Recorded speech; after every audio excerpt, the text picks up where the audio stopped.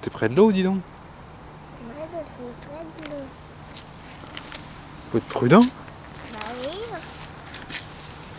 Toi, t'es prudent. Ouais.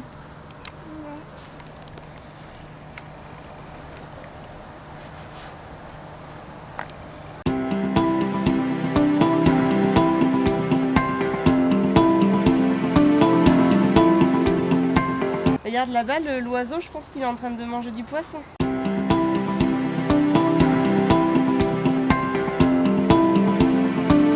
Aujourd'hui, je voulais vous parler de l'enfant de 3 ans qui est donc en pleine construction. Son cerveau est en pleine construction. Le centre de la parole est en plein développement. Et du coup, ça ne devient pas toujours facile, pas toujours évident de gérer son enfant au quotidien. Nous, on le voit bien avec Arthur. Il y a des moments, d'autant plus quand il est un peu fatigué ou quand il a mangé un peu différemment de ce qu'on fait d'habitude, ça peut être assez difficile. Et en fait, c'est simplement parce que l'enfant de 3 ans, donc, qui se construit, va prendre connaissance de son jeu. Il va pleinement prendre conscience qu'il existe en tant que je, qu'il va pouvoir faire les choses par lui-même, qu'il a un pouvoir d'autonomie.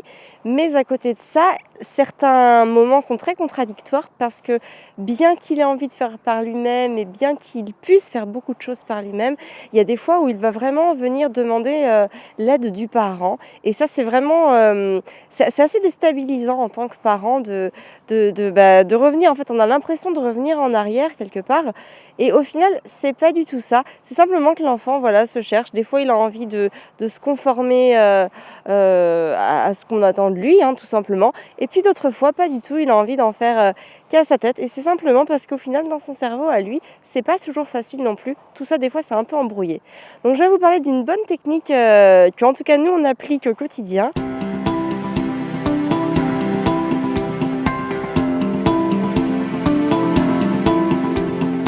Ça fait de la fumée partout dans l'eau. Allez. Ça fait de la vase. Pourquoi ça fait de la vase? Tu remues la terre. Vas-y. On dirait que c'est du curry. On dirait que c'est du curry. On dirait que c'est du curry ou du curcuma. Une technique en fait qui consiste à ne pas rentrer donc en opposition avec son enfant et qui consiste à le laisser libre en fait de ses choix. Sur certains choix, bien évidemment, on s'entend.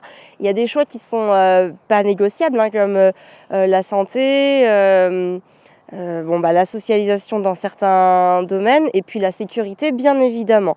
On va pas, si l'enfant ne veut pas s'attacher en voiture, il faut de toute façon qu'il s'attache en voiture. C'est une contrainte auquel on est tous soumis. C'est la règle et évidemment on peut lui dire ok, tu ne t'attaches pas. Par contre, l'enfant refuse de s'habiller pour aller par exemple à l'école ou pour faire une sortie. Et bien en fait, ce qui est intéressant de faire avec le lâcher-prise, c'est justement de le laisser au lit. Ok, tu veux pas t'habiller, donc tu y vas en pyjama. C'est vrai que ça paraît un peu bizarre de premier abord, mais moi je conseille en tout cas, nous c'est comme ça qu'on fait avec Arthur, je lui dis ok, tu veux y aller en pyjama, on y va en pyjama, après tout ça me pose pas trop de problème à moi. Donc voilà, je me prépare, je fais mes choses, et puis au moment de partir, Arthur, par exemple, va dire « Je veux m'habiller ». Et donc, du coup, on part s'habiller et tout s'est bien passé. Au final, j'ai absolument pas perdu de temps, puisque de toute façon, tout ce que je voulais faire, je l'ai fait avant de l'habiller. Et c'est qu'à la fin, du coup, il a été moteur de sa décision. Et c'est lui, de lui-même, qui m'a dit « Je vais m'habiller ». Parce qu'il a eu le temps, en fait, de se rendre compte qu'évidemment, sortir en pyjama, ça pouvait quand même être un peu bizarre. Surtout l'hiver où il fait froid. Mais d'une certaine manière, il a compris, en fait. Et en fait, ce qu'il faut savoir, c'est que l'enfant, il n'est pas forcément contre ce qu'on va lui demander. Il est plutôt contre le processus, c'est-à-dire la façon dont on a vu les choses. Par exemple, si on lui dit viens t'habiller, on sort faire une balade, lui, il était peut-être en train de faire quelque chose d'hyper important. Et pour le coup, le contraindre à venir s'habiller, ça l'embête énormément parce que du coup, il était en pleine réalisation. Donc en fait, il n'est pas contre le fait de s'habiller, mais il est plutôt contre le fait d'aller s'habiller maintenant. Et du coup, en lui laissant, il dit ok, très bien, moi ça ne me pose pas de problème. L'enfant, ça va lui permettre, il se dit oulala, là on va sortir, donc de toute façon il faudra que je m'habille, je vais pas y aller en pyjama. Par contre là je finis ma petite activité, donc ok, je finis ma petite activité, je vois que de toute façon elle fait 2-3 trucs, et du coup, dès qu'on partira, j'irai m'habiller. Et au final, alors, il faut faire aussi très attention entre le lâcher prise et le laisser faire, évidemment, parce que de toute façon, il ne s'agit vraiment pas de laisser faire l'enfant. C'est pas du tout le principe de l'enfant fait ce qu'il veut, l'enfant est maître de tout, pas du tout. C'est simplement l'habituer en fait à prendre conscience des contraintes qui se soumettent en fait à nous, enfin auxquelles on est soumis, pour en fait parvenir à faire les choses en toute logique et voilà, et en faisant en sorte que tout se passe bien, hein.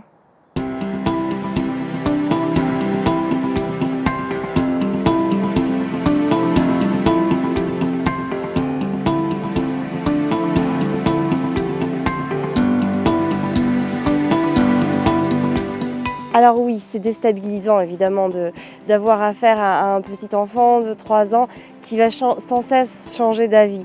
Mais il faut bien garder à l'esprit que c'est l'aider, que d'aller dans son sens, que de lui faire prendre conscience en fait des choses avec positivité. Et puis surtout, ça va permettre de garder intacte votre relation avec lui. Et la protection de votre relation, c'est ce qui est le plus beau entre vous, parce que c'est ça qui va ancrer de la confiance à jamais. Et tout ce qui est figure d'attachement, c'est vraiment ça. L'enfant va se ressentir pleinement en sécurité avec son parent, et c'est vraiment ça déjà le principal pour un petit enfant, pour qu'il se sente en sécurité et pour qu'il puisse justement prendre confiance en lui en construisant son chemin de façon sereine.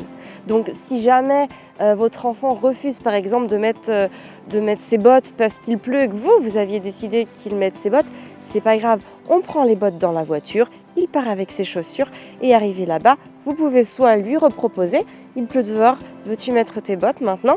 Je les ai emportées. Sinon, s'il veut toujours pas, c'est pas très grave, l'enfant il aura un peu les pieds mouillés, en arrivant, on se réchauffera et tout se passera très bien et tout le monde aura passé un très très bon moment.